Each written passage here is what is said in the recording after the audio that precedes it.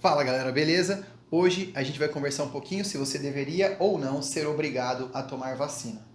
Mas primeiro a gente precisa entender como que a vacina funciona. Sim, estamos passando pela pandemia ainda, Covid-19 assola a humanidade e estamos com algumas atividades bem restritas. Eu, como professor, tenho trabalhado em casa, apenas remotamente, e esse é o contato que tenho com os alunos. Inclusive, você acabou de ver uns tempos atrás aí, o pessoal, os alunos abrindo a câmera para os professores, e foi um momento emocionante. Sim, cara, a gente se sente solitário. Nossa aula de biologia, tudo bem com vocês? O pessoal abrindo a câmera, tipo, deu uma renovada, assim. Mas me deu uma super renovada hoje, cara. Uma coisa tem mais é que se emocionar com essas coisas mesmo. De verdade, assim, o que vocês fizeram hoje fez diferente. Né? É diferente de você conviver com uma molecada, né? Toda aquela brincadeira, risada, conversa no dia a dia, e de repente você está dando aula para uma tela de computador que às vezes nem imagem dos alunos tem, nem foto às vezes. Tá? Então foi emocionante sim. Mas voltando ao assunto, sim, estou tendo aula de casa, por quê?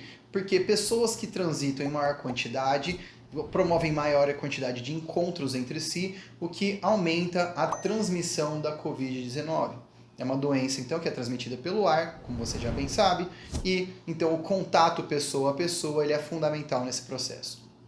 Agora, você está ouvindo falar aí de vacinas que estão sendo testadas aqui no mundo inteiro e algumas aqui no Brasil. A gente tem uma vacina da China, uma vacina de Oxford e assim vai, agora a vacina da Rússia também, sendo testadas no Brasil. Só que para você saber se você deveria tomar vacina ou não, você tem que entender primeiro o que é uma vacina. E eu vou explicar para você resumidamente falando. Então vamos lá. A primeira coisa que você tem que entender é que a vacina, ela é sim a introdução do que a gente chama de um antígeno no seu corpo. E o que é o antígeno? O antígeno é aquela estrutura de um invasor, não é o invasor inteiro, mas uma estrutura que faz com que o nosso corpo reconheça esse invasor e ataque ele.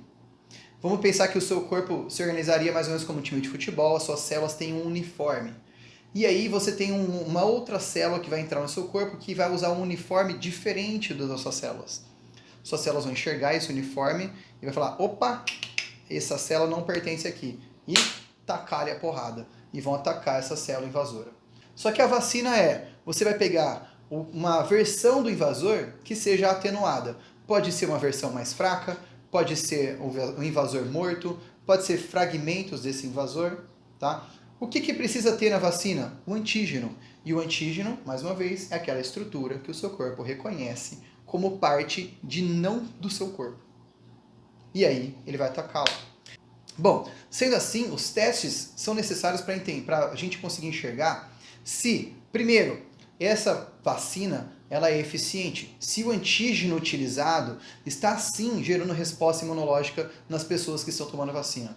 Segundo, qual o risco que uma vacina tem? Sim, porque, olha, veja bem, eu não posso simplesmente injetar um vírus e falar que isso é vacina em você. Porque o vírus ele vai te causar doença. E o objetivo da vacina é que você tenha o contato com o agente infeccioso sem desenvolver os sintomas. Esse é o objetivo, tá? Então, testar a segurança e testar riscos aí para as diversas populações, para os diversos tipos de pessoas, em termos de idade, sexo, algumas doenças que essa pessoa possa ter e assim por diante, alergia, tá? E por aí vai.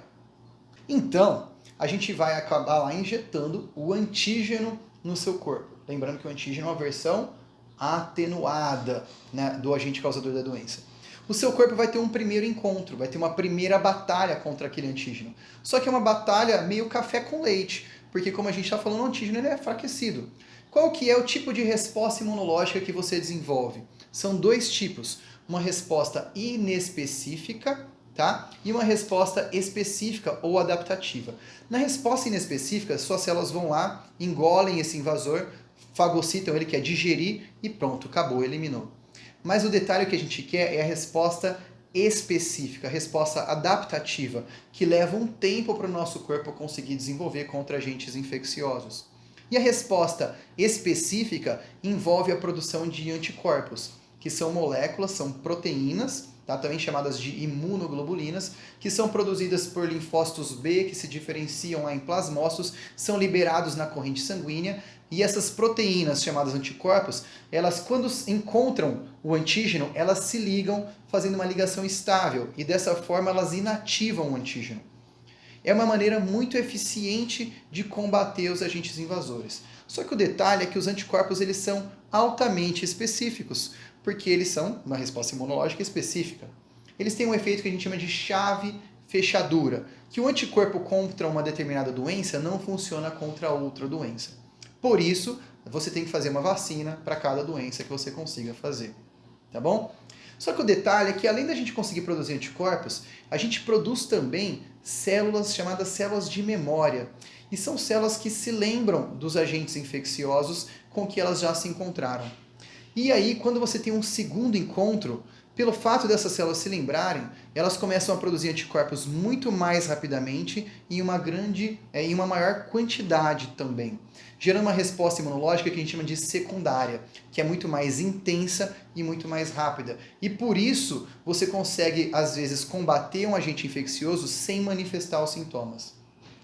O objetivo da vacina, então, é fazer com que você encontre o agente infeccioso, mas uma versão atenuada, uma versão café com leite. Para quê? Para que num segundo encontro, quando você encontrar para valer o agente infeccioso, o seu corpo já esteja preparado e assim combater ele antes que o sintoma seja desenvolvido. Esse é o aspecto biológico. Mas se você passa para a saúde pública, a vacina ela vai funcionar também como uma proteção da população.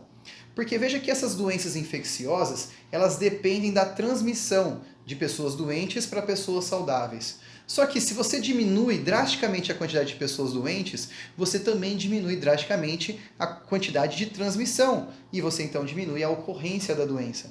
E lembre que nem todo mundo pode tomar a vacina, seja por conta de idade, seja por conta de algum risco de saúde, por alguma coisa que essa pessoa tem especificamente, seja por conta de alguma alergia, tá? Ou às vezes até por conta de acesso. Só que quanto maior o número de pessoas imunizadas, mais difícil fica o caminho para que o agente infeccioso consiga sair de um ponto A, passando por várias pessoas, e chegar num ponto B. Então a propagação da doença ela vai cada vez mais sendo diminuída quanto mais pessoas imunes nós temos. Então assim as pessoas que são imunizadas elas protegem aqueles que não podem ser imunizados. E nessa hora a vacina ela acaba sendo um pacto social. Ela acaba sendo um contrato em que a gente vai se prevenir e a gente vai se proteger mutuamente. E não é só proteger as pessoas que moram com você, é proteger as pessoas que trabalham com você, as pessoas que moram com as pessoas que trabalham com você. É proteger as crianças que vão com seus filhos na escola, proteger os seus filhos também, porque eles vacinados eles estão imunizados, proteger os idosos com que não puderam tomar vacina, ou pessoas que têm alguma doença que limitaram a tomar vacina. Sim, aí você vai formar então aquele que você vem ouvindo na mídia aí bastante, que é aquela tal da imunidade de rebanho, que é o quê? Pessoas imunes formam uma espécie de barreira para a propagação da doença. E aí que a gente chega nesse ponto sobre você ser obrigado a tomar vacina ou não. Sabe que no Brasil tivemos já uma revolta da vacina. Sim, aconteceu lá no Rio de Janeiro quando um dos médicos mais famosos da nossa história, o Oswaldo Cruz, decidiu aí vacinar a população do Rio de Janeiro contra a varíola. Detalhe, naquela época, lá no começo do século XX, as pessoas não tinham ideia do que era vacina. E de repente os agentes de saúde saíam batendo de porta em porta, né, e obrigando a galera a tomar injeção. Então isso gera um impacto ainda mais numa pessoa que não entende, né, o que está acontecendo e alguém vem só furar o corpo dela. Agora a gente está na geração aí, né, da internet, a geração que a informação se propaga rapidamente. E você provavelmente sabe mais ou menos como funciona uma vacina. E talvez você pense assim, faz tempo que não tem aí nenhum caso de poliomielite, então para que eu vou vacinar? Né? Para que eu vou vacinar meu filho? Eu vou implicar esse sofrimento para ele? Só que saiba que a doença ela só está erradicada devido à vacinação. Hoje em dia, nos últimos anos aí, né, na verdade, quantas as doenças voltaram por falta de vacinação? Febre amarela, sarampo. E nessa hora, as pessoas que não conseguem se proteger, seja por qualquer motivo, são as pessoas mais vulneráveis. Por isso que eu estou falando para você que a vacina é um contrato social. Agora, a vacina deveria ser obrigatória? Cara, aí, vamos deixar para você decidir. Mas eu te falo uma coisa. Sabendo o que você sabe agora, existe algum motivo para você não tomar vacina? Essa é a pergunta que eu deixo para você. Espero que você tenha curtido o vídeo, tá? Curte aí então, assina o canal e valeu, aquele abraço. Tchau.